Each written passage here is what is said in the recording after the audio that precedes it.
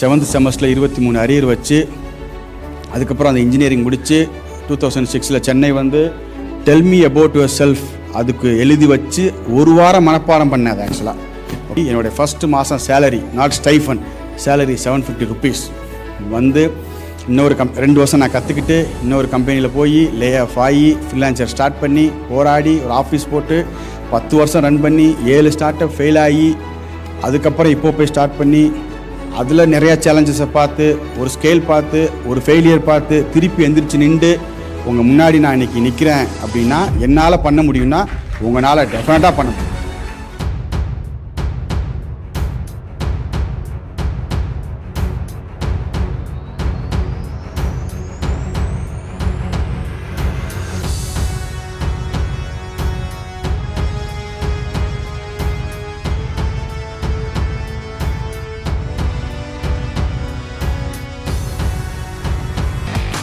Zero to one 0 to 1க்கு நமக்கு என்ன தேவை? Okay, perseverance, hard work, smart work, இதெல்லாம் டெஃபினட்டாக வந்து எல்லாருக்குமே இருக்கும். ஏன்னா நம்ம எப்போ ஒரு ஸ்டார்ட் அப்போ ஒரு பிஸ்னஸோ பண்ணணுன்னு நம்ம டிசைட் பண்ணிட்டோமோ இதெல்லாம் இல்லாமல் கண்டிப்பாக நம்ம வந்து ஸ்டார்ட் பண்ண மாட்டோம். ஓகே, ஆனால் இதை விட ரொம்ப ஒரு இம்பார்ட்டண்ட்டான ஒன்று நமக்கு தேவை, which is mind set. Okay, ஏன்னா அது வந்து ஒரு பவர்ஃபுல்லான ஒரு டூல். அந்த மைண்ட் செட்டை பற்றி தான் நான் இன்றைக்கி நிறையா கவர் பண்ண போகிறேன். இன்றைக்கி உலகத்தில் வந்து மோஸ்ட் பவர்ஃபுல் வெப்பன்னா என்ன சொல்லுவோம்? Maybe nuclear bomb. அந்த பாமை கண்டுபிடிச்ச ஒருத்தருக்கு ஒரு மைண்ட் செட் இருக்குது பார்த்தீங்களா, அது அதை விட பெரிய எஃபெக்டிவான ஒரு விஷயம் இல்லை. அந்த மைண்ட் செட்டை பற்றி தான் நான் வந்து இன்றைக்கி உங்கள்கிட்ட ஷேர் பண்ண போகிறேன். ஸோ ஒரு பிஸ்னஸோ ஒரு ஸ்டார்ட் அப்போ பண்ணுறதுக்கு 3 டிஃப்ரெண்ட் கேட்டகிரிஸ்லேருந்து வந்திருப்பாங்க. நம்பர் 1, ஒரு காலேஜ் முடித்த உடனேயும் அவங்க வந்து ஒரு ஸ்டார்ட் அப் பண்ணுவாங்க. ஸோ அது எல்லாருக்கும் நடக்கிறது இல்லை. Maybe this land has that blessings, but அது எல்லாருக்கும் டெஃபினட்டாக ஒர்க் ஆகாது. அடுத்து ஒரு கம்பெனிலேயோ இல்லை ஒரு ஸ்டார்ட் அப்லேயோ கொஞ்சம் வருஷம் சில வருஷம் வேலை பண்ணிவிட்டு அதுக்கப்புறம் அவங்க ஸ்டார்ட் அப் பண்ணுவாங்க. 3rd கேட்டகிரி ஒரு ஸ்பெஷல் கேட்டகிரி இருக்காங்க. அவங்க யாருன்னா ஒரு ஃப்ரீலான்சராக இருந்துட்டு அதுக்கப்புறம் ஒரு ஸ்டார்ட் அப் ஆர் ஒரு கம்பெனி ஸ்டார்ட் பண்ணுவாங்க. ஸோ அந்த கேட்டகிரிலேருந்து தான் நான் வந்திருக்கேன். ஏன்னா 2006 2008 வரைக்கும் நான் ஒரு கம்பெனியில் ஒரு வெப் டிசைனராக ஒர்க் பண்ணிகிட்டு இருந்தேன். ஸோ அதுக்கப்புறம் 2008 இன்னொரு அதை விட கொஞ்சம் பெரிய கம்பெனிக்கு வந்து ஒரு கரியர் க்ரோத்துக்காக ஷிஃப்ட் ஆனேன். ஸோ அந்த கம்பெனி வந்து அதுவும் ஒரு ஸ்மால் ஆர்கனைசேஷன் தான், பட் ஒரே ஒரு ஹால் தான் இருக்கும். அந்த கரெக்டாக 15 days வந்து பார்த்திங்கன்னா அந்த கம்பெனிலேருந்து என்னை டெர்மினேட் பண்ணிட்டாங்க. ஸோ அந்த தோல்வியை தாங்கிக்க முடியல. அது ரொம்ப ஒரு பெயின்ஃபுல்லாக இருந்தது, ரொம்ப ஒரு இன்சல்ட்டாக இருந்தது. நான் எல்லாருக்கு முன்னாடி இப்படி லே ஆஃப் பண்ணிட்டாங்களேன்னு சொல்லிட்டு. ஸோ அந்த தோல்வியை தாங்கிக்க முடியாமல் நம்ம அடுத்து என்ன பண்ண போகிறோம், ஸோ நம்ம வந்து லைஃப்பில் இனிமேல் நம்மளை யாருமே ஃபயர் பண்ணக்கூடாதுன்னா நம்ம என்ன பண்ணணும் அப்படின்னு யோசிக்கும்போது அப்போ நீ தான் சொந்த கம்பெனி வச்சுருக்கணும் அப்படின்னு சொல்லிட்டு என் மைண்டில் இருந்தது. ஸோ அன்றைக்கி நான் வந்து 2008 வந்து அன்றைக்கி நைட்டு வந்து கூகுளில் சர்ச் பண்ணேன், how to take freelancers project. அதுதான் என்னுடைய ஃபஸ்ட்டு சர்ச் கீவேர்டு. ஸோ அப்படி தான் வந்து freelancer.com அப்படிங்கிற ஒரு வெப்சைட்டை வந்து ஃபஸ்ட் டைம் நான் வந்து கண்டுபிடிச்சேன். நான் உங்களுக்கு முன்னாடி பேச போகிறேன் அப்படின்ன உடனேயும் எனக்கு கூகுளில் போய் சர்ச் பண்ணி அந்த லிங்க்கை எடுத்தேன். அந்த ஸ்லைடு மட்டும் நான் வச்சுருக்கேன். ஸோ இதில் வந்துட்டு இதை பார்க்கும்போது எனக்கே ரொம்ப எமோஷனலாக இருந்தது. ஸோ நிறையா ஃபீட்பேக்ஸ் வந்துருந்தது. ஏன்னா அந்த freelancer.com பொறுத்த வரைக்கும் ஃப்ரீலான்சரை அந்த ரிவ்யூ பேஸ் பண்ணி தான் அடுத்த ப்ராஜெக்டே வந்து நமக்கு கிடைக்கும். ஸோ இந்த மாதிரி ரிவ்யூஸ் வந்து நான் வந்து நிறையா வாங்கியிருந்தேன். ஓகே, இப்போது ஒரு ஃப்ரீலான்சராக நம்ம இருக்கும்போது நமக்கு என்னெல்லாம் சேலஞ்சஸ் இருக்கும்? ஓகே, அதை நம்ம வந்து எனக்கு என்ன மாதிரி சேலஞ்சஸ் இருந்துன்னு நான் வந்து ஷேர் பண்ணுறேன். அந்த சேலஞ்சஸ் வந்துட்டு எனக்கு இப்போப்பையில் வந்து எவ்வளவு பெனிஃபிட்டாக இருக்குது அப்படிங்கிறத அந்த கம்பேரிசன் வந்து உங்களுக்கு நான் சொல்கிறேன். ஃப்ரீலான்சராக இருக்கும்போது நமக்கு இருக்கிற ஃபஸ்ட்டு சேலஞ்சுங்கிறது ரிஜெக்ஷன்ஸ். ஓகே, 99.9% வந்து டெஃபினட்டாக ரிஜெக்ட் தான் பண்ணுவாங்க. ஓகே, அடுத்து ஒரு ட்ரஸ்ட் க்ரியேட் பண்ணுறது வந்து பயங்கர சேலஞ்ச். பட் இன்றைக்கி நிறையா டெக்னாலஜிஸ் நிறையா பிளாட்ஃபார்ம் வந்துருச்சு. பட் அந்த 2008 days வந்துட்டு அப்படி ஒரு பிளாட்ஃபார்மே கிடையாது. ட்ரஸ்ட் க்ரியேட் பண்ணுறது ரொம்ப கஷ்டம். நிறையா நிறையா என்னை கிரிட்டிசைஸ் பண்ணாங்க அப்படின்னு சொல்ல விட நிறையா அவமானப்படுத்தப்பட்டேன். அடுத்து வந்துட்டு நம்மகிட்ட காசு இருக்காது, காசை வச்சு சில விஷயங்கள் நம்ம வந்து அச்சீவ் பண்ண முடியாது. இதே சேலஞ்சஸ் தான் எனக்கு வந்து இருந்தது. 2008 நான் ஃப்ரீலான்சராக ஸ்டார்ட் பண்ணும்போது ஒரு வெப் டிசைன், அப்போல்லாம் பார்த்தீங்கன்னா logo design, web development, app அப்படிங்கிற ஒரு கேட்டகரியே கிடையாது. அப்புறம் ஹோஸ்டிங், டொமைன். ஸோ இதுதான் வந்து நான் பண்ணிகிட்டு இருந்தேன். எனக்கு தெரிஞ்ச என்னுடைய தூரத்து ரிலேட்டிவ் வந்து ஒருத்தர் ரொம்ப பெரிய பணக்காரர். ஆக்சுவலாக அவர் வந்து ஒரு பெரிய ஒரு எக்ஸ்போர்ட் இம்போர்ட் பிஸ்னஸ் வச்சுருந்தார். அவரை மீட் பண்ணி கன்வின்ஸ் பண்ணி அவருக்கு வந்து ஒரு வெப்சைட் டிசைன் பண்ணலாம் அப்படின்னு அவரை கன்வின்ஸ் பண்ணிட்டேன். அதுதான் என்னுடைய ஃபஸ்ட்டு ப்ராஜெக்ட். ஸோ 15,000 ரூபாய் கோட் பண்ணேன். என்டையர் ப்ராஜெக்ட்டு, டெவலப்மெண்ட்டு, ஹோஸ்டிங் எல்லாம் சேர்த்து. அந்த 15,000 ரூபாய்க்கு நான் என்ன வாங்கலான் இருந்தேன்னா, அப்போ நான் ரொம்ப பஸ்ஸில் ட்ராவல் பண்ணிட்டுருக்கனால வந்துட்டு ஒரு செகண்ட் ஹேண்டில் ஒரு பைக் வாங்கிடலாம். ஏன்னா வீட்டில் ஒரு கம்ப்யூட்டர் இருக்குது, செகண்ட் ஹேண்டில் ஒரு பைக் வாங்கிடலாம் அப்படிங்கிற ஒரு ஆசையில் அந்த ப்ராஜெக்டை டெவலப் பண்ணி முடித்தேன்.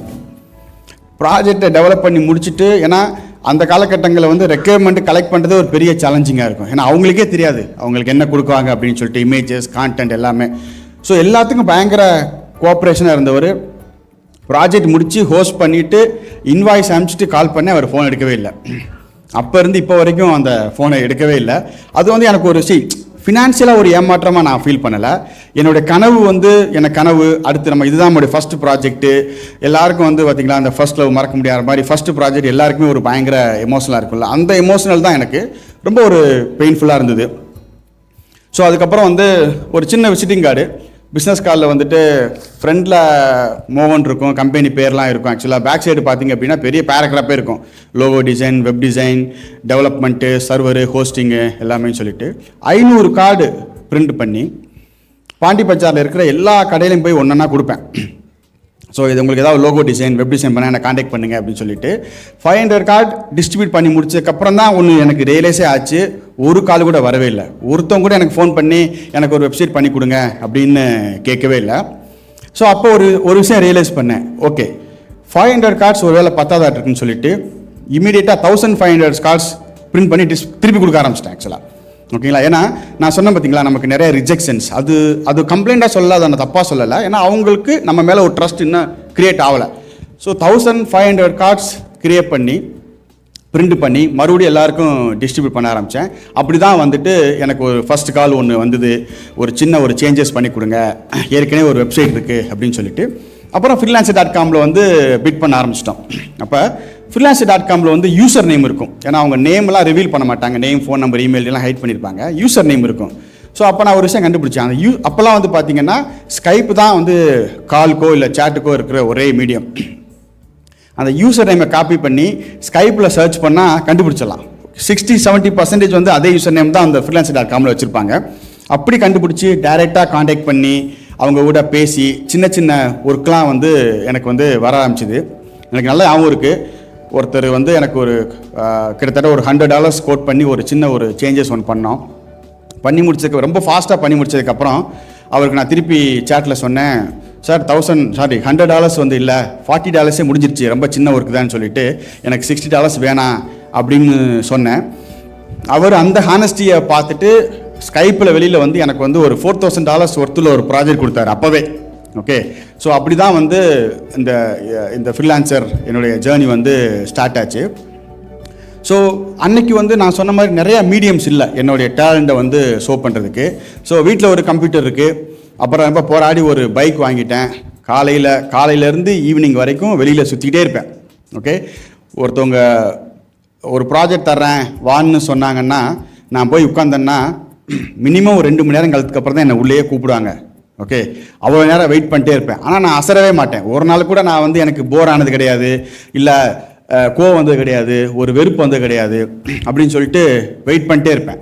ஸோ அந்த மாதிரி என்னுடைய ஜேர்னி வந்து அந்த ஃப்ரீலான்சர் காலகட்டங்களில் போச்சு. 2008லேருந்து 2010 வரைக்கும் இண்டிவிஜுவலாக மார்னிங் ஃபுல்லாக வெளியில் அலைஞ்சு ப்ராஜெக்ட் எடுக்கணும், நைட்டில் வந்து உட்காந்து அதை ஒர்க் பண்ணணும், திருப்பி டெலிவரி பண்ணணும். ஸோ ஒரு ப்ராஜெக்ட்டு, 2 ப்ராஜெக்ட்டு, 3 ப்ராஜெக்ட்டு அப்படி வரும்போது பார்த்திங்கன்னா ஒரு வேலை பண்ணிகிட்டு இருக்கும்போது டக்குன்னு இன்னொரு ஃபோன் வரும், தம்பி இதை மாற்றி கொடுங்க, இதை சேஞ்ச் பண்ணுங்கள், இப்படி சேஞ்ச் பண்ணுங்கள், அப்படி சேஞ்ச் பண்ணுங்கன்னு சொல்லிட்டு. ஸோ மல்டி டாஸ்க்கை வந்து நான் வந்து என்கரேஜ் பண்ணலை. ஆனால் இன்றைக்கி நான் வந்து ஒரு பயங்கரமான ஒரு மல்டி டாஸ்கர் இப்போப்பேல. அது வந்து அன்னைக்கு நான் ஃப்ரீலான்சர் டேஸில் நான் கற்றுக்கிட்ட தான் எனக்கு இன்றைக்கி அது ரொம்ப யூஸ்ஃபுல்லாக இருக்குது. ஸோ எனக்கு கால்ஸ் வந்துகிட்டே இருக்கும், பிக் பண்ணி இதை மாற்றணும், இதை அப்லோட் பண்ணணும், இதை சேஞ்ச் பண்ணணும், இப்படியே போயிட்டு இருந்தது. 2 இயர்ஸ்க்கு அப்புறம் சரி ஓகே ப்ராஜெக்ட்ஸ் கொஞ்சம் வர ஆரம்பிச்சிருச்சு. நம்ம வந்து ஒரு சின்னதாக ஒரு ஆஃபீஸ் செட் பண்ணலான்னு சொல்லிட்டு ஒரு ஆஃபீஸ் ஒன்று செட் பண்ணோம். நான் வந்து வெப் டிசைனர், ஒரு டெவலப்பர் ஹையர் பண்ணி ரோம்ஸ் ஆஃப் டெக்னாலஜிஸ் அப்படிங்கிற ஒரு பேரில் வந்து ஒரு சர்வீஸ் பேஸ்ட் கம்பெனி ஆரம்பித்தோம். ஸோ அகெயின் மார்னிங் ஃபுல்லாக நான் போய் ப்ராஜெக்ட் எடுக்கணும், ஈவினிங் ஒர்க் பண்ணணும். ஒரு டெவலப்பர் இருந்தாங்க, ஏன்னா எனக்கு ப்ரோக்ராமிங் நாலேஜ் சுத்தமாக வராதனால நான் ஃபோட்டோஷாப்பில் டிசைன் மட்டும்தான் பண்ணுவேன், மற்ற எல்லாமே ஒருத்தரை ஹையர் பண்ணி வச்சுருந்தோம். நான் கம்பெனி ஆரம்பிக்கும்போது அந்த ஒர்க்கை ஆரம்பிக்கும்போது என் மனசில் இருந்து ஒரே ஒரு ஆசை தான். ஓகே, எப்படியாவது 50 டீம் மெம்பர் இருக்கிற அளவுக்கு இந்த கம்பெனியை உயர்த்தணும் அப்படின்னு சொல்லிட்டு 2010 2020 வரைக்கும் அந்த ரோம்ஸ் ஆஃப் கம்பெனியை ரன் பண்ணோம். ஓகேங்களா. ஆனால் என்னால் வந்து அந்த 50 ஸ்ட்ரென்த்தை வந்து ரீச் பண்ணவே முடியல. 40 வந்துடும், 45 வந்துடும், டக்குன்னு ஒரு 5 பேர் பேப்பர் போட்டு போயிடுவாங்க. ஸோ அப்புறம் திருப்பி ஃபஸ்ட்லேருந்து ஆரம்பிக்கணும். ஒரு டபுள் பெட்ரூம் வீட்டில் ஒரு சின்னதாக ஒரு கம்பெனி நடத்துறது எவ்வளோ பெரிய சேலஞ்ச் அப்படின்னா, இன்டர்வியூ வரமாட்டாங்க. நான் ஒரு வீடியோவில் கூட சொல்லியிருக்கேன். ஸோ வாசல் வரைக்கும் வந்துட்டு இது வந்து ஒரு ரெசிடென்ஷியல் ஏரியாவில் இருக்குது அப்படின்னு சொல்லிட்டு அப்படியே திரும்பி போனவங்க நிறைய பேர் இருக்கிறாங்க. அதையும் தாண்டி ஒருத்தவங்க உள்ளே வந்துட்டாங்கன்னா அவங்கள வந்து ஹையர் பண்ண முடியாது, அவங்க வந்து ஜாயின் பண்ண மாட்டாங்க. அதை நான் குறைய சொல்ல, ஏன்னா அவங்களுக்கு வந்து ஒரு பெரிய எக்ஸ்பெக்டேஷன்ஸ் இருக்கும். ஸோ ஒரு 3 மாதத்தோடைய ரன்வேயை என்னுடைய பேங்க் அக்கௌண்ட்டில் வைக்கணும் தான் நான் வேலையை பண்ணேன். ஆனால் அந்த 10 வருஷத்தில் 1 மாத ரன்வே கூட என் பேங்க் அக்கௌண்ட்டில் இருந்ததே கிடையாது. அந்த டைமில் வந்து பார்த்திங்கன்னா ஒரு 6 lakhs to 7 lakhs தான் மந்த்லி ஸ்பெண்டிங்கே இருக்கும். 20ஆம் தேதிக்கு மேலே எனக்கு வந்து நீங்கள் எப்படி சொல்கிறது, வீட்டில் ஒரு டிவியில் ஒரு காமெடி பார்த்து சிரித்தா கூட என் ஒய்ஃபு கேட்பாங்க, என்ன மோகன் சிரிக்கிறீங்க, சேலரி வந்து சாட்டிருக்கே அப்படின்னு சொல்லிட்டு. ஏன்னா எவ்ரி 5th அந்த சேலரி போடுறது வந்துட்டு எனக்கு வந்து ஒரு பயங்கரமான ஒரு மைல் ஸ்டோன். அது அப்போல்லாம் வந்து பார்த்திங்கன்னா ஒரு எக்ஸல் சீட்டில் ஃபில் பண்ணி செக் எடுத்துகிட்டு கோயம்பேடில் இருக்கிற 12 o'clock நான் போகலைன்னா அது அடுத்த நாளாக கன்வெர்ட் ஆகிடும். ஸோ அவ்வளவு சேலஞ்சஸ், அவ்வளவு போராட்டங்கள். பார்த்திங்கன்னா இப்போ 2 years ஒர்க் பண்ணுவாங்க, 2 yearsக்கு அப்புறம் ஒவ்வொருத்தரும் மாறி போயிடுவாங்க.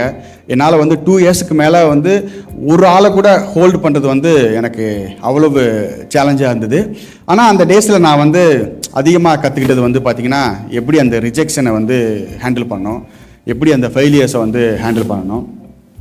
நம்மளை அவமானப்படுத்தினா, ஃபார் எக்ஸாம்பிள் வந்து நம்ம கம்பெனி விட்டு பேப்பர் போட்டு போகணும் அப்படின்போது இவன் நம்மளை அனுப்ப மாட்டான், இவங்ககிட்ட போய் சண்டை போட்டால் தான் நம்மளை அனுப்புவான்னு சொல்லிட்டு என்னை வந்து அவ்வளோ பெரிய ஒரு 30 பேர் வேலை பார்க்குற கம்பெனியில் நிறைய பேர் வந்து பார்த்திங்கன்னா உள்ள ஹாலில் இருக்கும்போதே வந்துட்டு நிறைய பேர் என்னை கிரிட்டிசைஸ் பண்ணுவாங்க. நான் கோவப்பட்டு அவங்க அனுப்பிச்சிருவேன் அப்படின்னு சொல்லிட்டு அவமானப்படுத்துவாங்க, இந்த கம்பெனியில் அது இல்லை இது இல்லை இப்படி இருக்குது அப்படின்னு சொல்லிட்டு. ஸோ அது எல்லாத்தையுமே நான் வந்து ஃபேஸ் பண்ணேன். அந்த ஸ்ட்ரென்த்து, அந்த எபிலிட்டி, அது ஃப்ரீலான்சராக வேலை பார்க்கும்போது தான் எனக்கு கிடச்சிது. ஓகே, இப்போது 2020 வந்து இப்போ வந்து ஃபஸ்ட் டைம் நம்ம ஸ்டார்ட் பண்ணுறோம். நாங்கள் ஸ்டார்ட் பண்ணும்போது ஒரு பேமெண்ட் கேட்வே தான் ஸ்டார்ட் பண்ணோம். அன்றைக்கி வந்து பார்த்திங்கன்னா Razorpay, cash free, PayU, so அவங்க தான் வந்து என்னுடைய காம்படிட்டர். ஓகே, ஒரு இடத்துல நான் வெளியில் போய் பேசினாலும் சரி, ஒரு இன்வெஸ்டர்கிட்ட பேசினாலும் சரி, ஓகே, ரிஜெக்ஷன் மட்டுமே வந்து ஆன்சராக இருக்காது. அவங்க 4 கேள்வி கேட்பாங்க, அந்த கேள்விக்கு எனக்கு பதில் இருக்காது, பதில் தெரியாது, பதில் சொல்ல முடியாது. ஓகே, அதுவே ஒரு பெரிய அவமானமாக இருக்கும். எல்லோரும் கேட்பாங்க, எப்படி நீ ரேசர்பேயோட காம்பீட் பண்ண போகிற, என்ன ஸ்ட்ராட்டஜி வச்சுருக்க. ஒரு இன்வெஸ்டர் கேட்டார், வாட் இஸ் ஒரு எக்ஸிஸ்ட் ஸ்ட்ராட்டஜி அப்படின்னு. என் மைண்டில் வந்து நான் என்ன ஸ்டார்ட்டே பண்ணலை, இந்த எங்கேருந்து எக்ஸிஸ்ட் ஸ்ட்ராட்டஜியோட பில்ட் பண்ணுறது. பேங்க் அப்ரோச் பண்ணேன். இங்கே இருக்கிற, ஏன்னா அந்த காலத்தில் வந்து பார்த்திங்கன்னா Yes Bank is a start up bank மாதிரி கன்சிடர் பண்ணுவாங்க. ஸோ இங்கே இருக்கிற ஒரு பிரான்ச்சுக்கு, ஹெட் ஆஃபீஸ் தான், டிஜிட்டல் பேங்கிங் ஒரு ஹெட் ஆஃபீஸ் தான். கால் பண்ணிவிட்டு நான் கேட்டேன், பேமெண்ட் கேட்வே ஸ்டார்ட் பண்ணணும், ஸோ கன்சர்ன் பர்சனை வந்து என்னை கனெக்ட் பண்ணுங்க அப்படின்ட்டு. அந்த லேடி ஃபோன் எடுத்துகிட்டு what is mean by payment கேட்வேன்னு கேட்டாங்க. அப்படியே ஃபோனை வச்சுட்டேன் ஆக்சுவலாக. அதுக்கப்புறம் என்ன பேசுறது அவங்ககிட்ட ஆக்சுவலாக. அப்புறம் கண்டுபிடிச்சி ஒருத்தர் ரீச் அவுட் பண்ணி அவர் வந்து என்கிட்ட சொன்னார் ஸ்பெசிஃபிக்காக, ஃபஸ்ட் டைம் தமிழ்நாட்டிலேருந்து சென்னையிலேருந்து பேமெண்ட் கேட்வே ஸ்டார்ட் பண்ணணும் ஒரு கால் வந்திருக்கு பிரதர், நீங்கள் வந்து நெக்ஸ்ட் 5 yearsோட ப்ரொஜெக்ஷன்ஸ் கொடுங்க அப்படின்னு கேட்டார். Volume projections. ஓகே, நாளைக்கு நம்ம இருப்போமானே தெரியாது, ஆனால் 5 வருஷத்துக்கு அப்புறம் நான் எவ்வளோ ப்ரொஜெக்ட் பண்ணுவேன்னு சொல்லிட்டு அவர் கொடுத்தா தான் அந்த அக்கௌண்ட்டை வந்து அவர் ஆன்போர்ட் பண்ணுவேன்னு சொன்னார். அப்போ ஸ்பெசிஃபிக்காக நிறைய போராட்டம் இருந்தது. ஒரு பேங்க் ஆன்போர்ட் பண்ணுறது, இங்கே ஜாக் இருக்கார் ஃபின்டெக் இண்டஸ்ட்ரியிலேருந்து, அவர் சொல்லுவார், ஒரு பேங்க்கை வந்து கன்வின்ஸ் பண்ணி ஆன்போர்ட் பண்ணுறது அவ்வளோ பெரிய சேலஞ்சாக இருக்கும். அதுவும் வந்து Tamil speaking founder, Tamil Nadu, payment gateway prior experience இல்லை, இதெல்லாம் சொல்லி வந்து ரிஜெக்ட் பண்ணாங்க. நான் அசரவே இல்லை. இது எல்லாமே நான் அந்த ஃப்ரீலான்சராக இருக்கும்போது எனக்குள்ளே நான் லேர்ன் பண்ணிக்கிட்டது. அவர்கிட்ட திருப்பி நான் நேராக ஆர்கே சாலை போயிடுவேன். ஆக்சுவலாக போய் வாசலில் உட்காந்துருவேன். ஓகே, எப்படி இருந்தாலும் வெளில வந்தான் ஆகணும், அவரை பிடிச்சிடலான்னு சொல்லிட்டு அப்படி தான் வந்து என்னை உள்ளே கூட்டு போய் ஒரு நாள் பேசினார். அப்போ அவர்கிட்ட நான் வந்து ஸ்பெசிஃபிக்காக ஒன்று சொன்னேன். சார், நீங்கள் என்ன ரிஜெக்ட் பண்ணிங்கன்னு வச்சிங்களேன், I will go to next bank. அவங்களும் ரிஜெக்ட் பண்ணாங்கன்னா I will go to another bank. அவங்களும் ரிஜெக்ட் பண்ணாங்கன்னா I will buy a bank அப்படின்னு. அவர் ஷாக் ஆகிட்டார். அவர் பைத்தியம் ஆகிட்டாம இருக்குன்னு சொல்லிட்டு சரி ஓகே அப்படின்னு சொல்லிட்டு சம்ஹவ் ஹி கன்வின்ஸ்ட். அப்போ வந்து ஜெய் என்னுடைய கோஃபவுண்டர் சிடிஓ டெக் பில்ட் பண்ணிட்டு இருந்தார். அந்த பேங்க் எஸ் பேங்க் நான் போர்டு பண்ணி ஸ்டார்ட் பண்ணோம். 2 வருஷம் டிரான்சாக்ஷன் பண்ணோம். அப்போ அந்த என்னுடைய அக்கௌண்ட் மேனேஜர் வந்து ட்ரான்ஸ்ஃபர் ஆகி போகும்போது கர்டசிக்காக என்னை பார்க்க வந்தார். அப்போ சொன்னார், மோகன் ஏன் 2 இயர்ஸ்க்கு முன்னாடி இப்படி சொன்னீங்க, நான் கூட ஏதோ கோவத்தில் சொல்கிறீங்கன்னு நினச்சேன், ஆனால் நீங்கள் போயிட்டுருக்க பார்த்தா கண்டிப்பாக நீங்கள் ஒரு நாள் பேங்க் ஆயிடுவீங்க அப்படின்னு சொல்லிட்டு. அப்போ நான் சொன்னேன், கண்டிப்பாக சார், பேரோடு வச்சுட்டேன், இப்போது பேங்க் எல்லாமே உடனே கிடைக்கும் அப்படின்னு சொல்லிட்டு நான் ஸ்டார்ட் பண்ண போகிறேன் அப்படின்னு சொல்லியிருந்தேன். ஸோ ஒரு பெரிய ஸ்கேல் பார்த்தோம். ஓகேங்களா, 2020 ஆரம்பித்து 2023 வரைக்கும் பார்த்தீங்கன்னா அந்த காலகட்டங்களில் பேமெண்ட்ஸ் இண்டஸ்ட்ரியில் 300 crores ரெவன்யூ பண்ணுறது ஆல்மோஸ்ட் இம்பாசிபிள். 3 இயர்ஸில் வந்து 300 crores எப்படி நம்ம ரெவன்யூ பண்ண முடியும்? அவ்வளோ ஸ்கேல் பார்த்தோம். ஒரே ஒரு ரெகுலேஷன், ஓகே, ஒரு mail from RBI. Okay, of course டாப்பில் இருந்த நாங்கள் அப்படியே தரமட்டத்துக்கு ஒரே நாளில் கீழே வந்துட்டோம். ஆக்சுவலாக 2023 February 12th லைஃப்பில் மறக்கவே முடியாது. ஒரு 6 PM இருக்கும் அந்த மெயில் வரும்போது. எனக்கு இருந்த ஆப்ஷன் 2. அந்த time of course we have lot of money in the bank, we had investors. Okay, so எனக்கு வந்து அட்வைஸ் என்ன அப்படின்னா, மோகன், right time shut down your company, இதோட முடிச்சுட்டு நல்ல எக்ஸிட் எடுத்துருங்க. You will get a very good exit, you will return money, you will double the money to investor. இதெல்லாம் வந்து இந்த மார்க்கெட்டில் ரொம்ப பெரிய விஷயம் அப்படின்னு அட்வைஸ் பண்ணாங்க. I took a different route. Okay, fight back.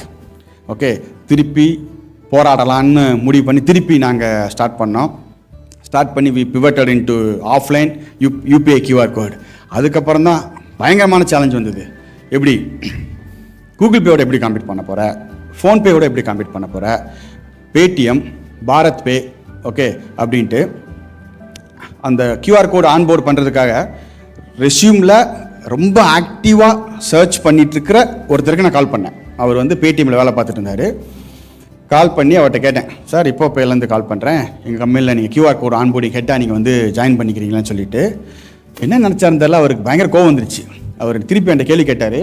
இப்போ எங்கள் கம்பெனியை நான் கேள்விப்பட்டதில்லை, அந்த கம்பெனிலேருந்து பேடிஎம்லேருந்து என்ன ஹையர் பண்ண முடியும்னு உங்களுக்கு எப்படி நம்பிக்கை வந்துச்சு, எந்த தைரியத்தை நான் கால் பண்ணின்னு கேட்டார். பயங்கர இன்சல்ட்டிங்காக இருந்தது. அவர் வந்து என்னை பயங்கர இன்சல்ட்டடாக நான் வந்து டெஃபினட்டாக ஃபீல் பண்ணேன். என்னடா என் மைண்டில் வந்துட்டு 3 வருஷம் கம்பெனி ரன் பண்ணி இவ்வளோ பெரிய ஸ்கேல் பார்த்துருக்கோம், இவ்வளோ பெரிய ரெவன்யூ பண்ணியிருக்கோம்.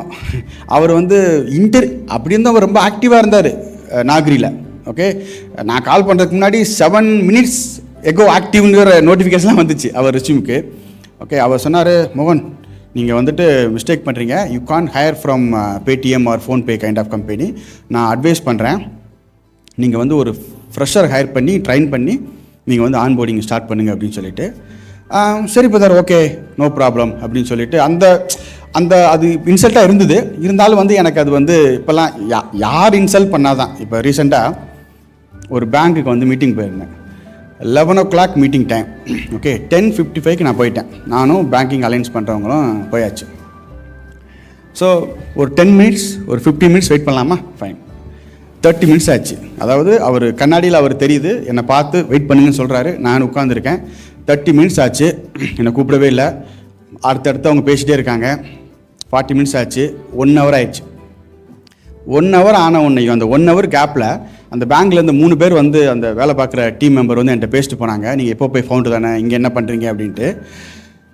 ஆனால் 1 hour வரைக்கும் என்னை கூப்பிடவே இல்லை.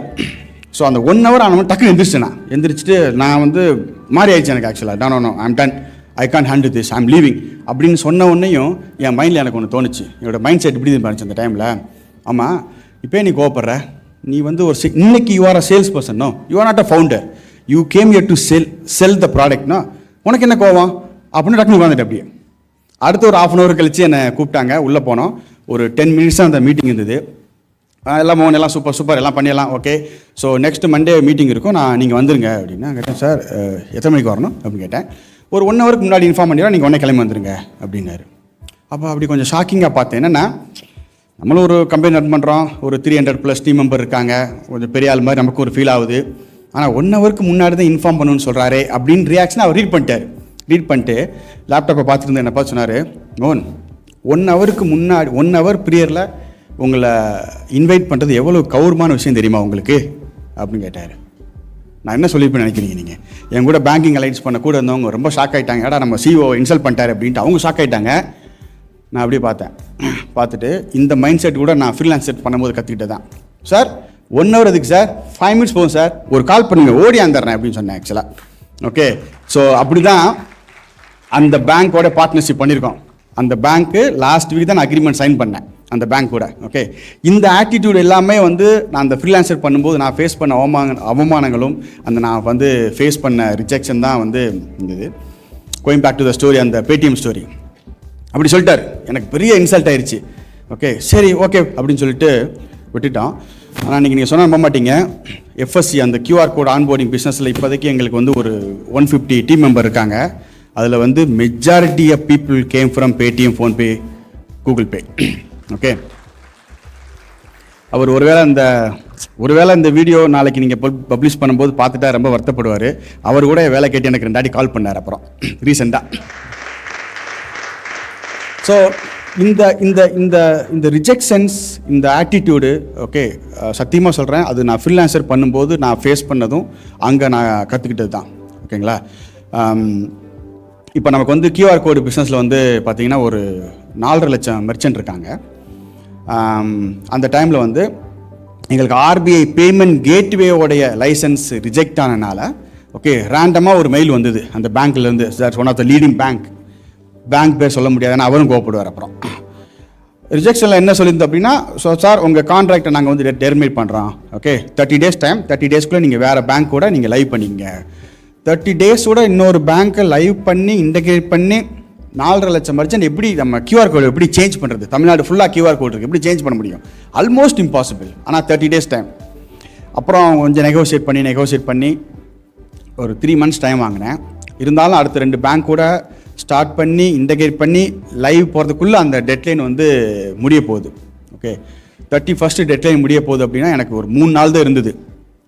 நான் மும்பைக்கு என்பிசிஐ மீட்டிங்காக போயிருந்தேன். ஜஸ்ட் ஒரு மீட்டிங்கு, காலைல போயிட்டு சாயங்காலம் வரலாம், எந்த ஒரு மாற்று ட்ரெஸ்ஸோ லேப்டாப் எதுவுமே எடுத்துகிட்டு போகல.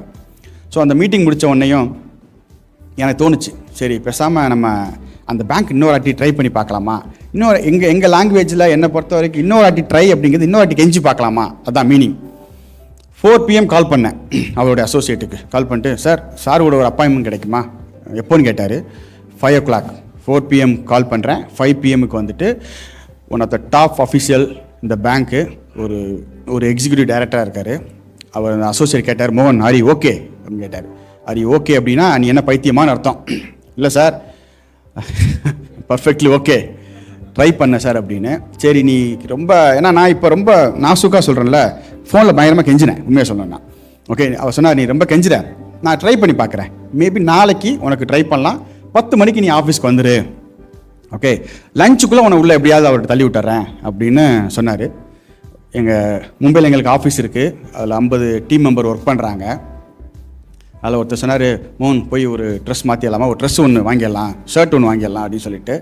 நானும் இதே ட்ரெஸ் தான், இதே பிளாக்கு தான், இதே இப்போ பேட்டி செட் தான். போய் செக்இன் பண்ணேன், ஒரு சோப்பு வாங்கி ட்ரெஸ் இன்னஸ் எல்லாம் வாஷ் பண்ணி போட்டுட்டு ஒரு பிரியாணி சாப்பிட்டுட்டு ப்ரே பண்ணிட்டு தூங்கிட்டேன். நெக்ஸ்ட் டே மார்னிங் 10 o'clock நான் ஆஃபீஸில் இருந்தேன், அந்த பேங்க் ஆஃபீஸில் இருந்தேன். பட் லக்கீலி அன்றைக்கி 10:45 எனக்கு அப்பாயின்மெண்ட் கிடச்சிச்சு. ஓகே ஸோ ரொம்ப கான்ஃபிடெண்ட்டாக உள்ளே போகிறேன். நான் மீட் பண்ணுற அந்த பர்சனை அப்போ தான் நேரில் பார்க்குறேன். அதுக்கு முன்னாடி ஃபோனில் நிறையாட்டி பேசியிருக்கேன். அவருடைய ஸ்டைல், அவருடைய ஃபிட்னஸ்ஸு, அவர் ட்ரெஸ் பண்ணியிருந்த விதம், அதை பார்த்த உடனேயும் என்னுடைய கான்ஃபிடென்ட் லெவல் அப்படி பாதியாக குறைஞ்சிருச்சு. அப்படி கை கொடுத்தாரு எந்திரிச்சு, இப்படி ஆக்சுவலாக எனக்கு கையெல்லாம் அப்படி ஆட ஆரம்பிச்சிருச்சு. ஓகே அவ்வளோ ஃபிட்டாக இருந்தார், அவ்வளோ ஸ்ட்ராங்காக இருந்தார். உட்காந்தோம், 45 minutes மீட்டிங் டைம். ஒரு 1/2 hour பேசினேன். பேசி முடித்த உடனேயும் இப்படியே தலையை சொல்லிட்டு, சரி மோகன் உனக்கு 3 months எக்ஸ்டென்ஷன் தரேன் அப்படின்னாரு. ஒரு 3 months எக்ஸ்டென்ஷன் எடுத்துக்கோ அப்படின்ட்டு. அடுத்து ஒரு 30 minutes பேசினேன். 6 month எக்ஸ்டென்ஷன்ப்பா ஃபார் யூ மோகன், 6 months எக்ஸ்டென்ஷன், அதுக்குள்ளே நீ ஒரு பேங்க் லைவ் பண்ணிடலாம் அப்படின்னு. அடுத்து ஒரு 30 minutes பேசினேன். அவர் சொன்னார், உனக்கு என்ன வேணும்னு கேட்டார். ஆக்சுவலாக உனக்கு என்ன வேணும் sir, please tell me what you want அப்படின்னு. சார் ப்ளீஸ் ரிவோக் ஆர் அந்த டெர்மினேஷனை கேன்சல் பண்ணணும் அப்படின்னு.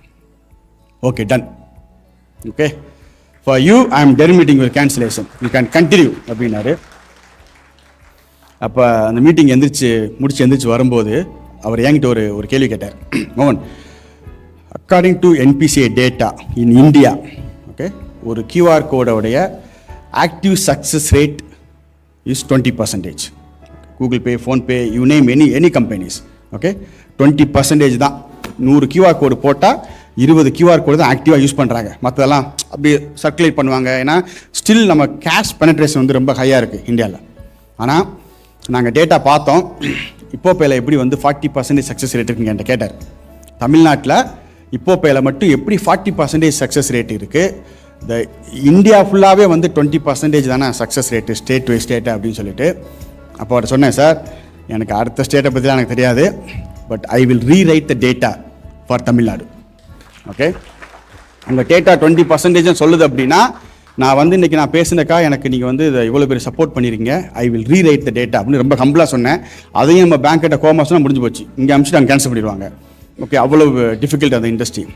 ஓகே, ஸோ அப்படி தான் வந்துட்டு அந்த பேங்க்கு இப்போ அடுத்த பேங்க்கு, ஓகே, RBIலேருந்து ரிஜெக்ஷன் வந்தாலும் UPI சுவிட்ச் பில் பண்ணி சர்டிஃபிகேஷன்ஸ் எடுத்து இப்போ நாங்கள் தமிழ்நாடு மெர்கன்டைல் பேங்க்கோட வந்து பார்த்திங்கன்னா எங்களோட ஓன் QR கோடு லான்ச் பண்ணுறோம். ஓகே, நான் ஃபேஸ் பண்ணாத கிரிட்டிசிசமே கிடையாது.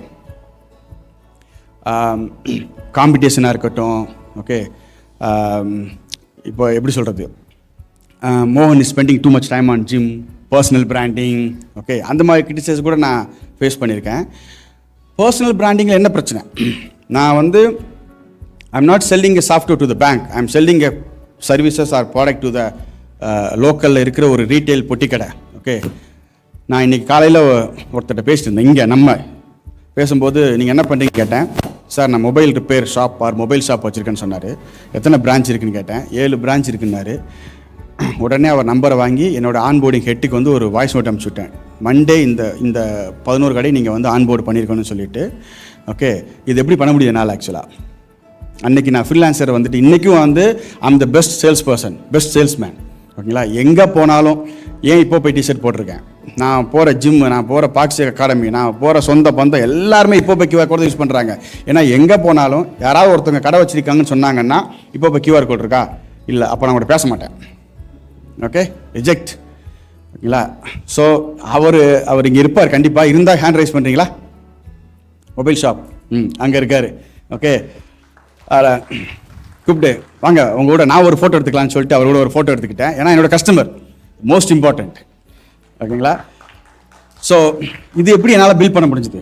ஓகேங்களா, அந்த ஃப்ரீலான்ஸ் பண்ணும்போது நான் அந்த கிரியேட் பண்ண அந்த மைண்ட் செட். ஓகே, ஏன்னா ஒரு ஃப்ரீலான்சராக இருக்கும்போது நம்மளுடைய ப்ரைமரி கோல் வந்துட்டு சேல்ஸ்னோம். நம்ம எங்கெல்லாம் போகிறோமோ சேல் பண்ணணும். எந்த கடைக்கு போனாலும் நான் லோகோ டிசைன் பண்ணி தர்றேன், உங்கள் லோகோவில் வந்து கலர் ஸ்கீம் தப்பாக இருக்குது, என்ன தப்புன்னு கேட்டால் பதில் சொல்ல தெரியாது, சும்மா சொல்லுவேன் கலர் ஸ்கீம் தப்பாக இருக்குது, இந்த கேட்டகரிக்கு இந்த லோகோ தான் பண்ணணும் அப்படின்னு சொல்லிட்டு லோகோ பண்ணி கொடுத்து 2000 ரூபாலாம் காசு வாங்கியிருக்கேன், ஏர்ன் பண்ணியிருக்கேன். ஓகேங்களா, ஸோ அந்த மைண்ட் செட், அந்த ஆட்டிடியூட். ஓகே, ஸோ என்ன ஆனாலும் பார்த்துக்கலாம். இப்போல்லாம் என் மைண்ட் எப்படி வேலை செஞ்சதுன்னா, யாராவது கிரிட்டிசைஸ் பண்ணணுன்னு தோணுச்சு வச்சுங்களேன், அப்புறம் என்ன அவமானப்படுத்தன்னு சொன்னீங்க, வரவே இல்லை, அப்படி ஆயிடுச்சு எனக்கு ஆக்சுவலாக. ஓகே, அந்தளவுக்கு ரொம்ப ரொம்ப கான்ஃபிடென்ட் ஆகிட்டேன். இன்னைக்கு இந்த gym, okay, so time management. Okay, எப்படி என்னால் வந்து மல்டி டாஸ்க் பண்ண முடியுது. இன்றைக்கி நான் வந்து காலையில் ஆஃபீஸ்க்கு போனேன்னா ஒரு 10 கேட்டகரி 10 டிபார்ட்மெண்ட்டையும் ஒரு ரவுண்டு போய் எல்லாரையும் மீட் பண்ணிவிட்டு எல்லாரையும் பார்த்துட்டு அந்த இன்ஃபர்மேஷனை கலெக்ட் பண்ணி அதுக்கு சொல்யூஷன் வரைக்கும் சொல்லிட்டு வர்றேன். அப்படின்னா இது என்னால் எப்படி பண்ண முடிஞ்சதுன்னா, நான் ஃப்ரீலான்ஸ் பண்ணும்போது எனக்கு கால் வரும்னு சொன்னேன் பார்த்தீங்களா, இந்த மாற்று அதை ஹேண்டில் பண்ணோடைய எக்ஸ்பீரியன்ஸ் தான் இப்போ வந்து என்னால் பண்ண முடியுது. ஓகே, மார்னிங் ஒரு நாளைக்கு எப்படி 2 hours வந்து ஃபிட்னஸ்க்காக ஸ்பெண்ட் பண்ண முடியுது, டைம் மேனேஜ்மெண்ட் என்னால் எப்படி பெஸ்ட்டாக பண்ண முடியுது. என்கிட்ட இருக்கிற ஒரு சில நல்ல விஷயங்களில் என்னால் வந்து சூப்பராக டைம் மேனேஜ் பண்ண முடியும். ஓகேங்களா, ஸோ ஃபிட்டாக இருக்கிறது எவ்வளோ ரொம்ப இம்பார்ட்டண்ட். ஃபிட்னஸ் வந்து எனக்கு ரொம்ப ஹெல்ப் பண்ணுது.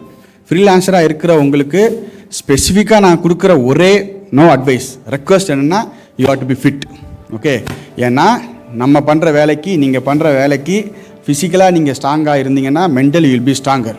ஓகே, காலையில் நான் ரெடியாகி கிளம்பிட்டு இருக்கும்போது என் பொண்ணு சொன்னாங்க, அப்பா அவங்கள பார்த்தா 40 வயசு மாதிரி இல்லை 30 வயசு மாதிரி இருக்குது அப்படின்ட்டு. ரொம்ப செம்ம ஹாப்பியாகிடுச்சு. ஒர்த் டு ஸ்பெண்ட் 2 hours எவ்ரிடேன்னு சொல்லிட்டு கிளம்பி வந்தேன்.